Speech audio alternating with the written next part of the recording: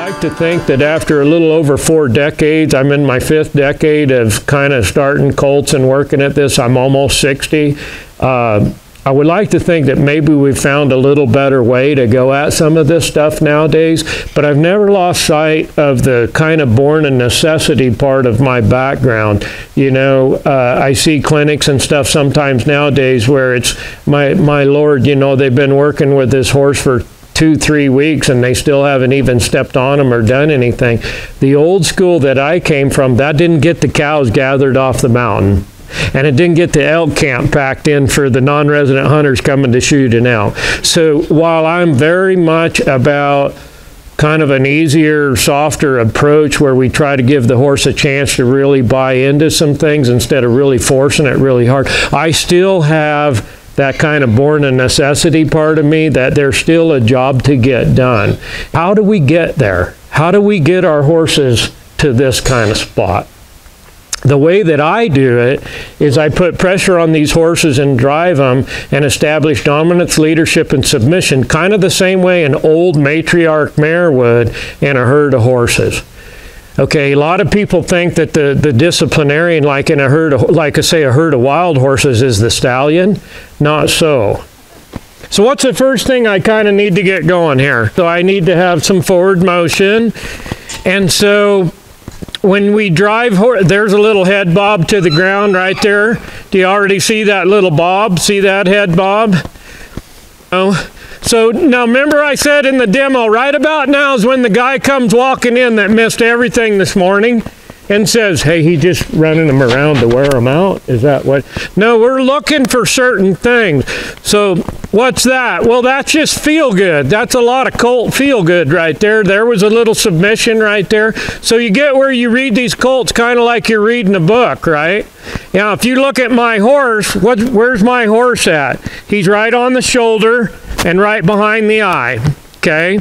You can, now this little guy's head, sometimes it'll be, some of these colts, they're going to be kind of outside of the pen. That's where their mind's at. We drive them enough until we break it down to where they start to be in here a little bit more with us. Here we go. Now, that's a pretty good face up. He didn't stay there, but he did come to the inside. Why do we really want to have these horses facing up? Anybody want to take a stab at that one?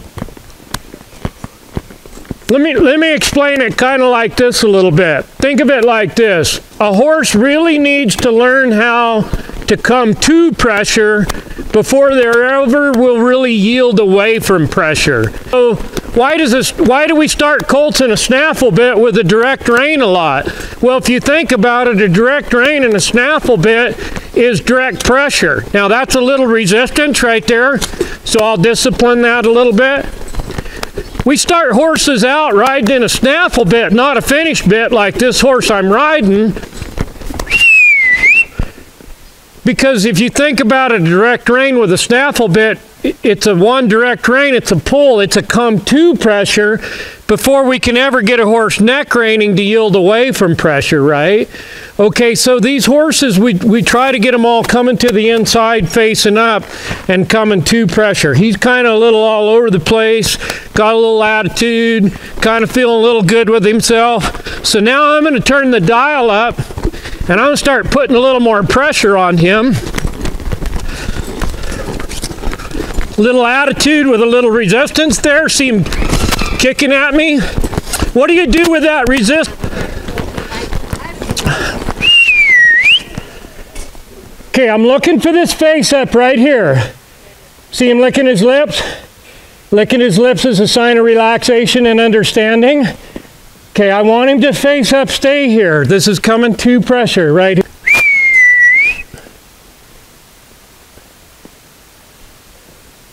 You see a difference? Okay. This is the mindset we're looking for, okay? And let me tell you, on a little guy like this, is he being humbled a little bit?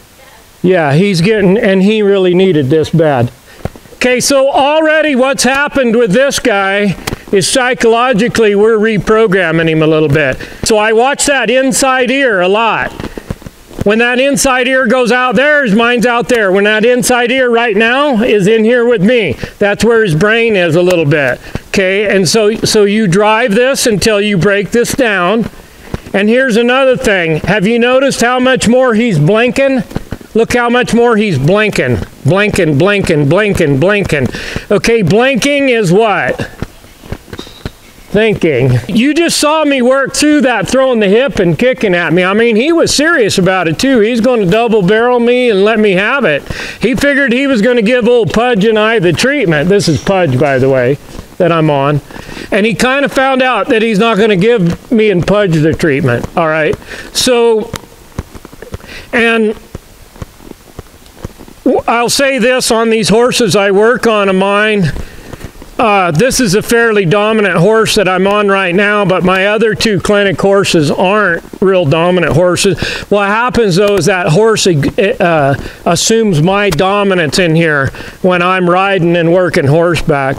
Now here's one right here is a good example. I'm going to tell you right now, chasing one around with a flag and in your tennis shoes, you couldn't break through this like this. You just cannot. It's really tough to put this kind of pressure on a foot like I'm doing horseback right now.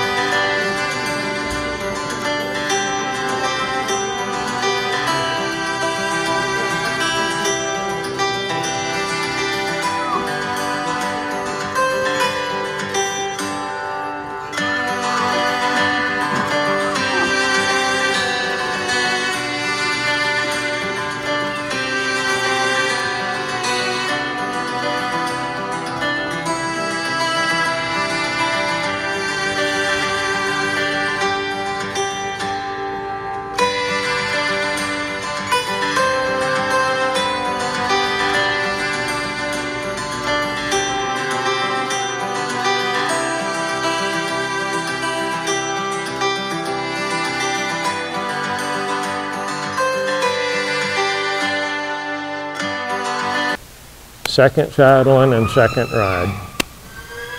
And a lot of times, you know, that rider, see how she's just kind of loving on him a little bit, rubbing him on the neck a little bit. Sometimes a colt that's just a little nervous or got a little bit of gas to him like this guy does, you can reach up there and just love on him a little and just kind of settle him down. Go. Okay, I'm going to push on you and we're going to go a little trot, just a little trot. Which all it is I'm just going to come in here, just a little trot, and you ride that trot. There we go. Just ride that trot, ride that trot. Okay, here we go, bring him in. There you go. And love on him. There you go. Perfect. Really good. See how that's all working, you guys? You use the horse to kind of help the rider a little bit? Yeah. Okay. Bring him around to your right. There you go. And she's building feel in the colt all the time. I'm just helping. And now here pretty quick, I won't be in here with the horse. I might be in here just on the ground with my flag, but I won't be on my horse. And we wean off of the horse really into the rider's hands then. Okay, just ride that little trot. There we go.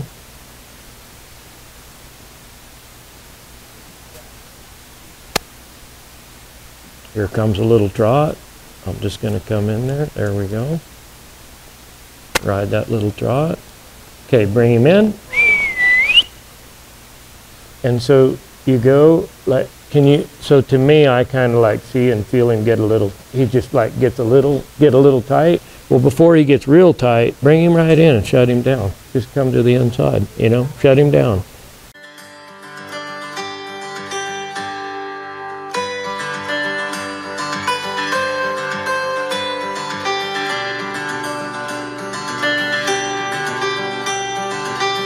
And then it goes right to the other side.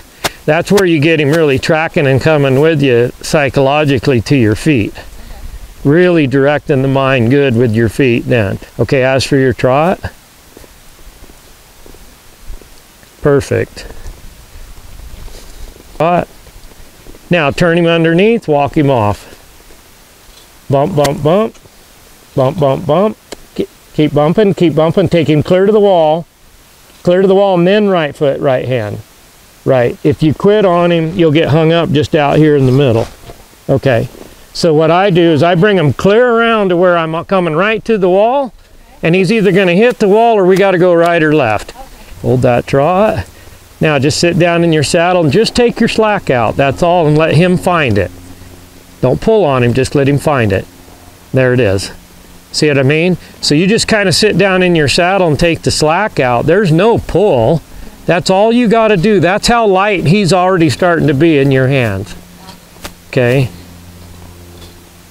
That's a real feel thing there, right? Okay.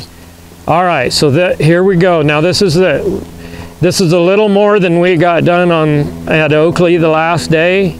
Okay? And now we're going to take the dial up and we're going to lope him a little bit. And then we're going to work on that shutdown on one rein at the lope, and then we're probably going to be done, okay? But I'm going to help you starting out with the lope, okay? You're just going to sit up there and kind of ride it and let me bump you into the lope. Okay, so here we go. First time, I'm going to bump you into a lope. Here it comes. And I'm just going to put the pressure on him till he kind of finds it. Here we go. We all good? Okay. Here comes our lope.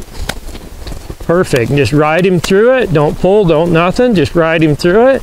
Let him lope. Just let him lope. Really good. Really good. Okay, one rein stop.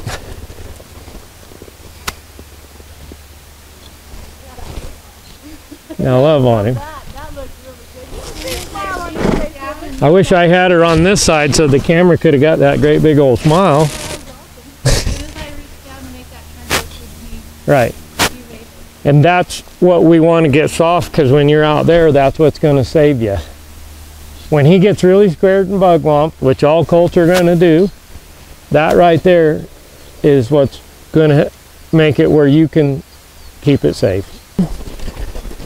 Keep loping, a little longer this time. Let him really get this balance and the feel of all your weight up there and all that. Okay, shut him down. Go. You're done.